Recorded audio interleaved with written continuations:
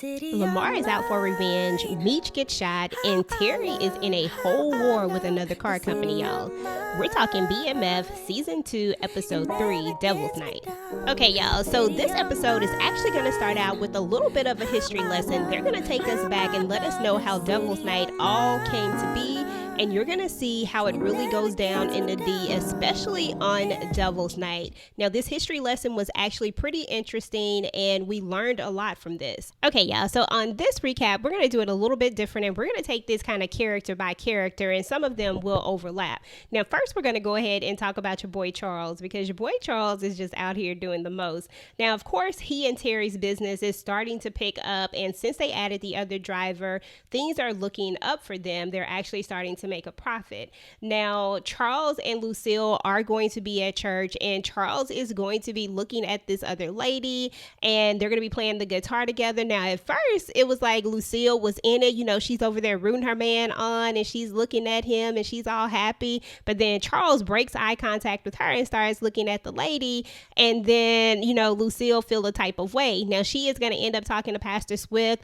and trying to get some counseling from him, trying to figure out what's going on with her marriage and what she should do. And of course, the pastor gives her some advice as he is looking at this woman walk past them. I mean, I'm just saying. But he tells her that, like, look, you have to be more submissive to your husband. And she lets him know that she kind of has an issue with that. However, you know, he says that she needs to figure it out. Now, he is going to end up talking to Charles, and Charles was not feeling him at all. Like, Charles was ready to whoop the pastor's behind, y'all, right there in the pulpit, like, real talk. And he lets him know, like, look, hey, don't be talking about my bed.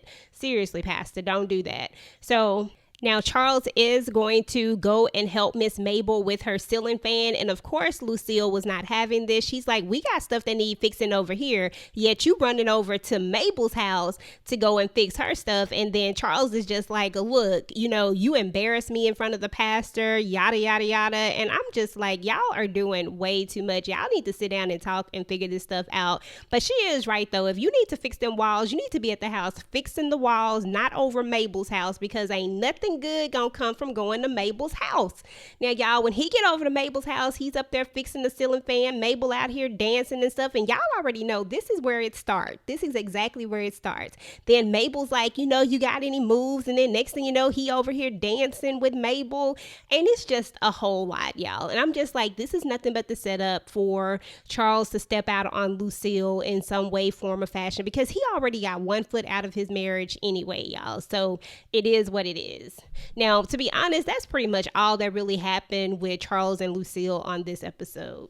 Okay, y'all, so let's go ahead and talk about your boy Terry, because Terry did have a lot going on as well. Now, he is going to end up taking Nikki to school, and they are going to get into an accident, and Nikki's going to end up hurting herself. Now, Charles is going to notice that it looks like the tires were tampered with, and he's just like, look, you know, do you have something going on? Like, is there somebody who wants to do this? Like, why would somebody want to do this? And Terry just chops it up to maybe a Devil's Night prank.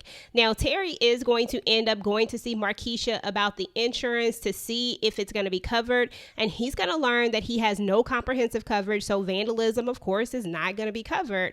Now, Terry is going to pick up that brochure, and Marquisha's going to be like, look, that dude was really, really upset with you about this whole brochure thing, and that's when Terry's going to realize that it was him. Now, Marquisha's going to tell him that his name is Cleet, and she's going to warn him not to go and mess with him without backup. Now, we already know that Terry is a little bit of a hothead, and he's not going to listen to her. Of course, he's going to go and confront Cleet himself. He's going to go right over there to his place of business and let him know that he needs to pay for this invoice for these tires. Now, he and Cleet are going to have some words, and Cleet's going to tell him, like, look, if you don't want more stuff to happen, then you need to get out of here. Now, Terry is going to end up leaving, but later we are also going to find out that Cleet strikes again. Cleet is going to mess up the remainder of his car. Now, of course, Charles is going to think that it's drug related, or that he has something going on, and that this is the reasoning why someone is intentionally targeting them. And of course he does. He has a rivalry with this whole other company because of what he did to the brochures, and Charles is going to give him an earful. And then Denise does something that I didn't actually see coming. She's going to tell him, like, look, I respect your father, but you have to let people know that they can't keep messing with you. Like, he's going to keep doing this if you take this. So they're going to come up with the plan to get back at Cleet and to make sure that he knows that he is not to mess with their business. Now he's going to go at their cars, and only difference is that he has the niece who knows all about cars. They're going to put sugar in the tanks, and they're also going to do something that did something to the brake line. So it's going to be a whole situation. So they are definitely going tit for tat.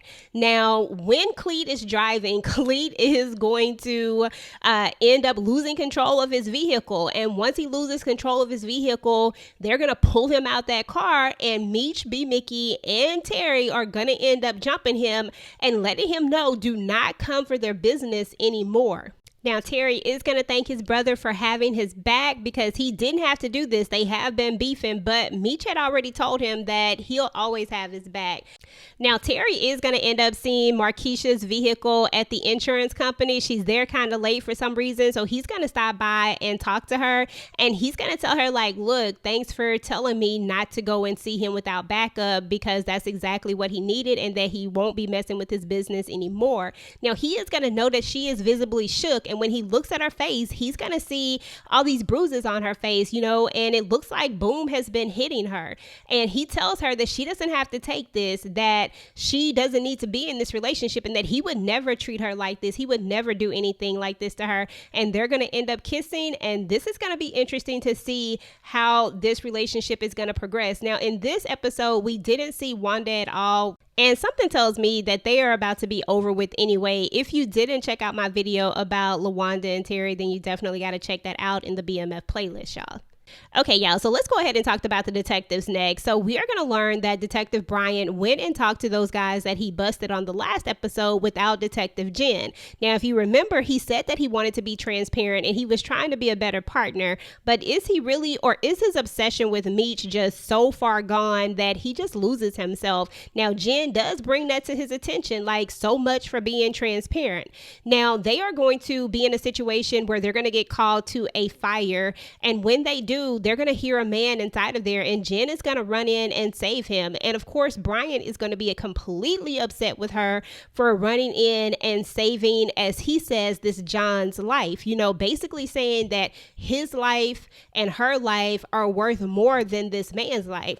Now, we are going to find that this man was actually a vet. You know, we are going to find that he fought in a war. We're going to hear Jen talk to him, and she's going to tell him thank you for what he did. We're going to learn a little bit more about her as well, as far as her family and how she got here, and we're going to learn that she has a lot of trauma and that she has a lot of hurt. We're going to see her burning herself inside of the car with the lighter, which lets us know that she's having a hard time dealing with this, and this is her way of trying to deal with her pain and trauma. But at the end of the day, Jen is still a A1 detective. She still has a heart, and she chooses not to pick and choose who they save. You know, it is what it is. This is the job. But of course, Bryant doesn't see it that way. Now, Brian is going to end up meeting with B. Mickey, and he's going to tell him that he needs him to do something for him. Now, he's going to show him this container that has all of these bodies in it, and there's several of these containers, and he lets him know, like, hey, you know, there's so many people dying out here in the streets and so many people not claiming these bodies that this is where they're having to put these bodies. And he lets him know that nobody claimed Kato's body and that she's in one of these containers too, because she had no family except for maybe the family she was about to have. And he shows her the file, and he shows him the file of Kato's autopsy, and it shows that she was pregnant. And then he says, what kind of person would make you kill your baby mama, your unborn child? And I'm just like, didn't nobody even know she was pregnant? So how is that even a viable option to try to place guilt on someone? But anyway, y'all, he is going to tell him, like, look, all I need for you to do is tell Meech that you have a new plug that has some medical grade stuff. That's all you have to do, and get him to have a meeting with the plug. So basically he wants B. Mickey to set up Meech to come and try to buy some drugs, y'all. Okay, y'all, so last but certainly not least, we're going to talk about your boy Meech, because there was a lot going on with him. Now, we are going to notice that he and Mo are actually back together now that Lamar is quote unquote dead. It looks like they're doing their thing. Now, Mo has a daughter named Zoe, and Zoe calls Lamar dad. Now, she she thinks that she sees him at school, and when she tries to go in for a closer look, he's already gone. She tells her mom about it, and her mom is just like, look, you're just seeing things. Now Mo is going to call Meech and tell him, and he's just like, look, you got to stop letting her look at all these scary movies because, this is just not what it is. Like, she's seeing things now. So they all kind of just let it go. Now, meanwhile, Meech is going to go and meet with K9 because he is going to need a new supply. Now, just to backtrack a little bit, Meech did get a call from his cousin James letting him know that his supply had got hit, it had got stolen, and that there was no more. So this is the reason why Meech is trying to go get more from K9.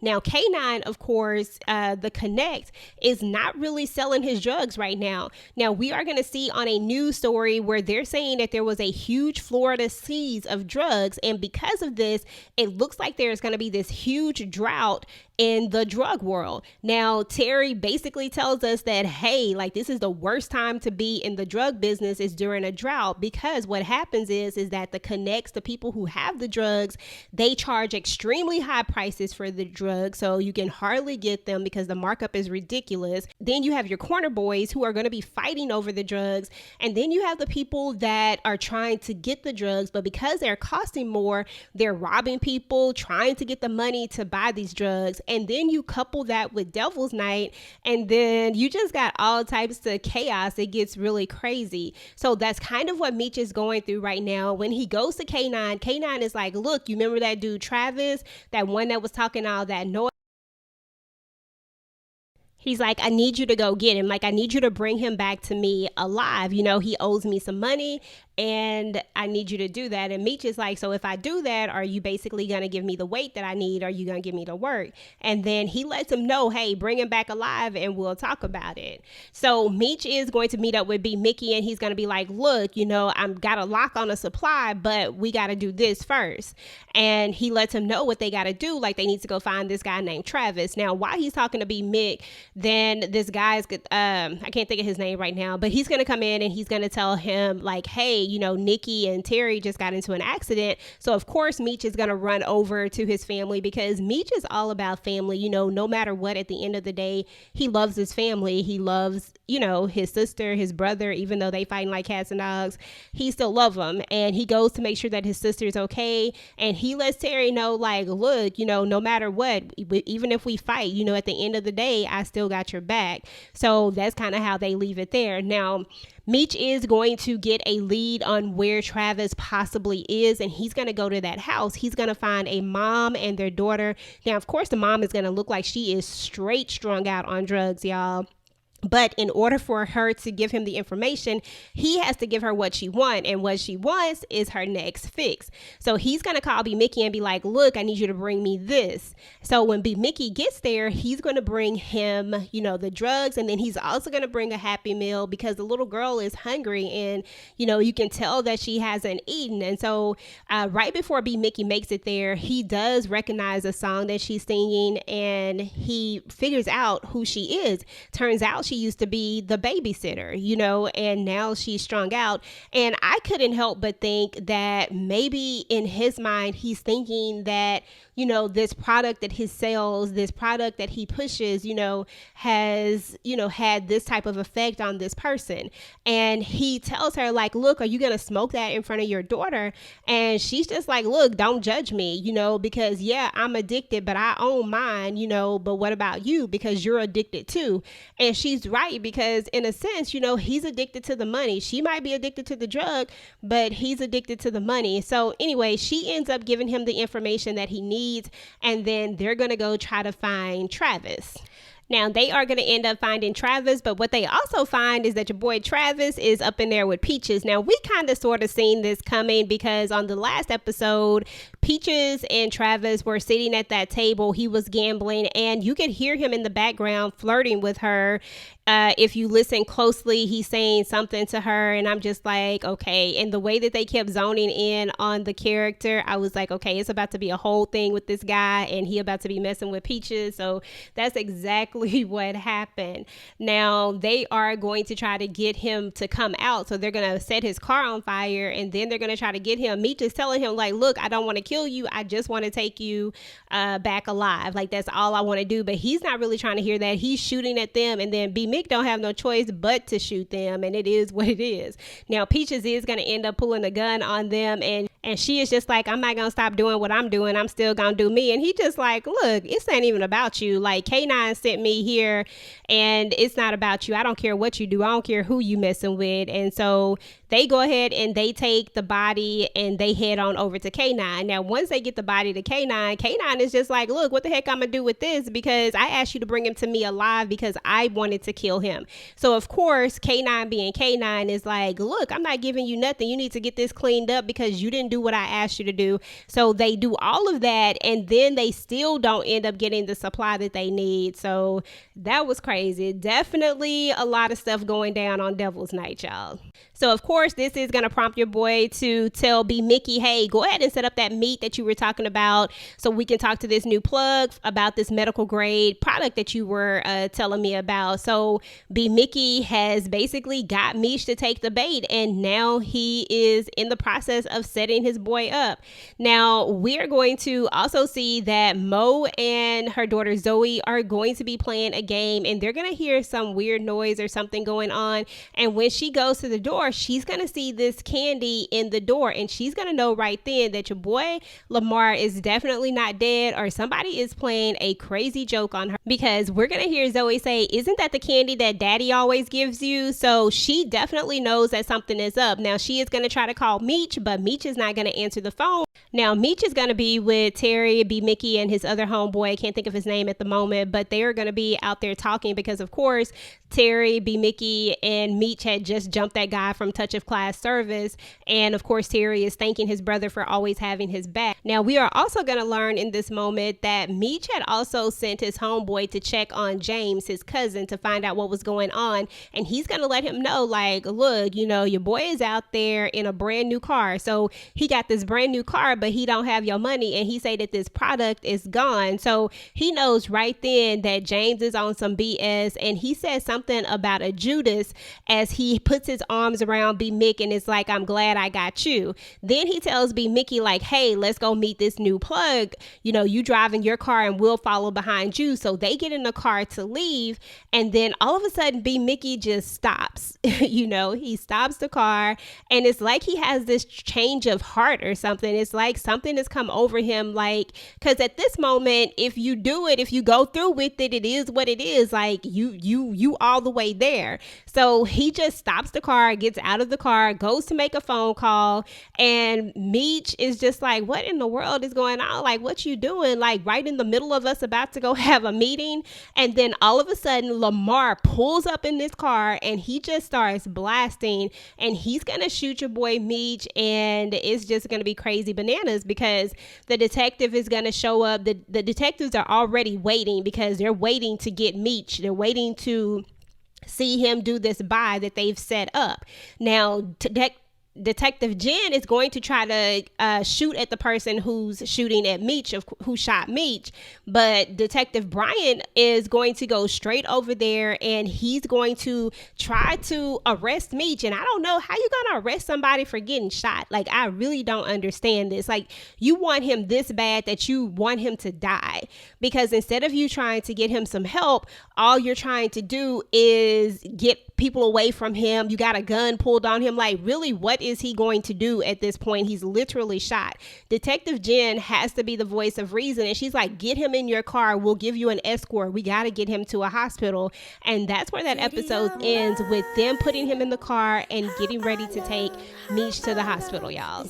Okay, y'all, so that's what's up with BMF Season 2, Episode 3, Devil's Night. Let me know what y'all thought about this entire episode. Let me know what y'all think is about to go down on this next episode. Go ahead and get the conversation started down below. Meanwhile, if you like this video, make sure to go ahead and like, share, and subscribe to your girl channel. And do not forget to turn on those notifications so that you do not miss out on another BMF video. Now, guys, if you missed the last episode, then go ahead and check out last week's review. Until next time, guys, peace.